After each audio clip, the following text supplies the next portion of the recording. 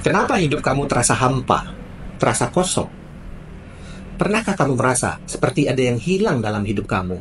Seperti di tengah semua kesibukan dan tekanan, kamu tidak benar-benar tahu kemana arah hidupmu. Apakah stres dan kecemasan terus membayangi hari-harimu?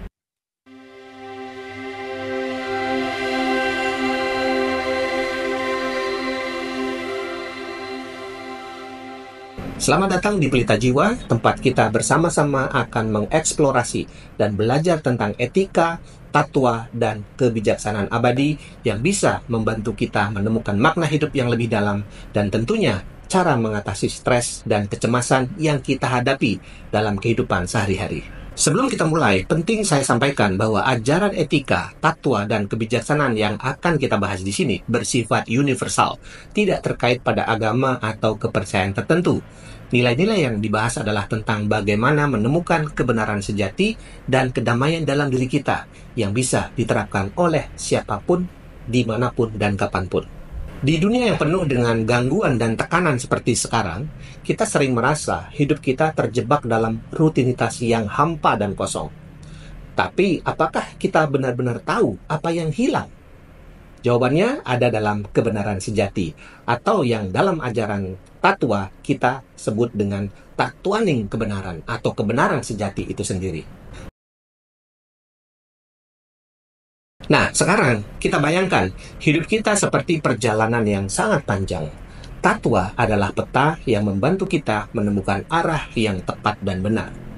Namun, seringkali pikiran kita yang membuat perjalanan ini terasa sulit. Hal ini membuat banyak orang merasa semua kesulitan datang dalam hidup bertubi-tubi. Sesungguhnya, bukan kesulitan yang menjadikan kita sulit, tetapi cara pikir dan keyakinan kita akan kesulitan itulah yang menyulitkan kita jadinya.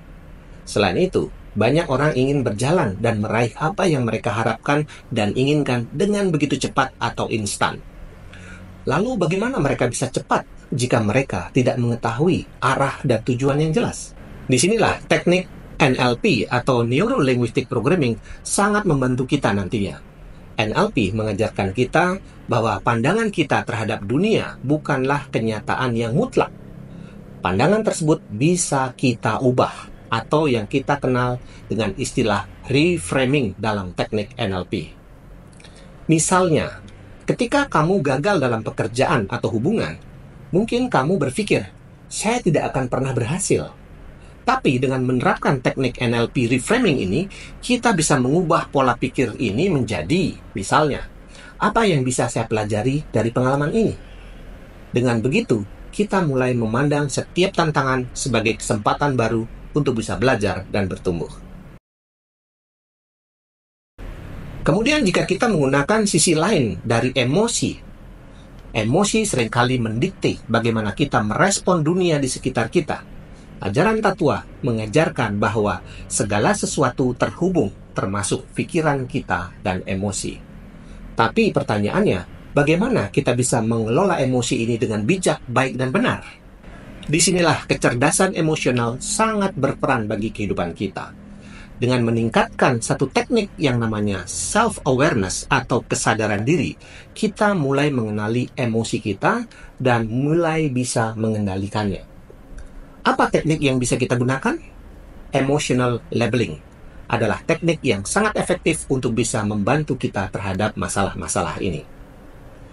Sebagai contoh, ketika kamu merasa marah, bukannya bereaksi secara impulsif atau melakukan sesuatu tanpa berpikir panjang atau mempertimbangkan konsekuensi dari tindakan tersebut. Orang yang bertindak impulsif seringkali didorong oleh dorongan emosi atau kebutuhan mendadak tanpa perencanaan atau evaluasi logis. Jadi solusinya, tanyakanlah pada diri kita sendiri, apa yang sebenarnya saya rasakan? Kenapa saya marah? Kenapa saya kecewa? Kenapa saya stres? Dan seterusnya. Dengan memberikan nama emosi itu atau emotional labeling, kamu mulai mengambil kendali atas dirimu, bukan sebaliknya. Teknik terakhir yang kita bisa gunakan adalah Cognitive Behavior Therapy atau CBT. Prinsip utama dari CBT adalah bahwa pikiran kita membentuk cara kita merespon dunia. Sama seperti ajaran tatwa mengajarkan kita untuk melihat kebenaran sejati. CBT membantu kita menantang pola pikir negatif yang seringkali tidak realistis. Misalnya, ketika kita gagal, kita seringkali berpikir, saya tidak pernah berhasil. Nah, dengan menggunakan teknik CBT, kita akan belajar untuk menantang pikiran negatif ini. Ajukanlah pertanyaan seperti ini, apakah benar-benar saya itu selalu gagal? Atau, apa buktinya bahwa saya tidak bisa berhasil? Nah, dua pertanyaan ini bisa membantu kita untuk mengubah cara kita memandang situasi dan kondisi yang kita hadapi. Nah, sangat jelas melalui kebijaksanaan tatua ini dan berbagai teknik yang sudah kita pelajari, kita bisa belajar bagaimana mengubah cara kita berpikir, bagaimana mengelola emosi, dan bagaimana menantang pikiran negatif yang menahan kita. Dengan menggunakan teknik modern seperti Neuro-Linguistic Programming, kecerdasan emosi, dan CBT, kita bisa menemukan jalan menuju kehidupan yang lebih tenang dan bermakna.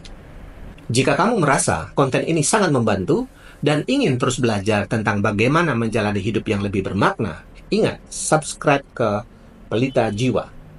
Dengan subscribe, kamu akan mendapatkan lebih banyak wawasan tentang bagaimana kebijaksanaan kuno dan teknik modern bisa membantu kamu mencapai keseimbangan hidup. Ingat like dan berikan komentar tentang pengalamanmu dalam menghadapi stres dan tantangan hidup. Sampai jumpa di episode berikutnya.